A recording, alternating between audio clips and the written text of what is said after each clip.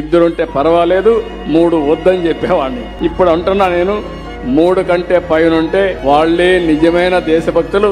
State కి CM అండి ఇలాంటి స్టేట్మెంట్ ఇవ్వడం కరెక్టేనా? షార్ట్ ఆన్సర్ అయితే నో, లాంగ్ ఆన్సర్ అయితే ఎస్.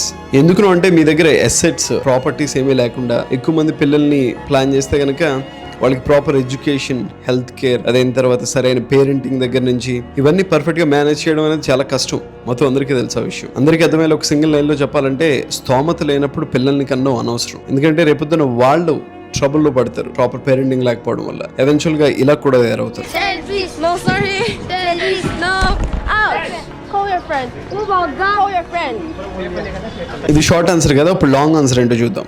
సిబిఎన్ ఇచ్చిన స్టేట్మెంట్ వెనకాల బ్యాక్ స్టోరీ ఏంటంటే, ఇప్పుడు కమింగ్ డేస్ లో డీలిమిటేషన్ జరుగుతుంది. మీరు వినే ఉంటారు అది. Everywhere you look, there are heated debates on delimitation and how South India will suffer. ఒకవేళ అది కానీ ఈ పాపులేషన్ బేస్ చేసుకుని డివైడ్ చేస్తే, సౌత్ ఇండియాలో ఉన్నప్పుడు ఎంపీ సీట్స్ ఏమైతే ఉన్నాయో అవి తగ్గుతాయి, నార్త్ ఇండియాలో పెరుగుతాయి. States like UP and Bihar low birth rates అనేవి సౌత్ ఇండియాలో డే బై డే తగ్గుతూ వస్తున్నాయి when it compares to north India. ఇదే ట్రెండ్ కానీ కంటిన్యూ అయితే సౌత్ ఇండియా వాయిస్ అనేది సెంట్రల్ గవర్నమెంట్ లో చిన్నదైపోద్ది. సో అది ఇండైరెక్ట్ గా మనకి చాలా పెద్ద డ్యామేజ్ అవుతుందని చెప్పి ఆయన పర్స్పెక్టివ్.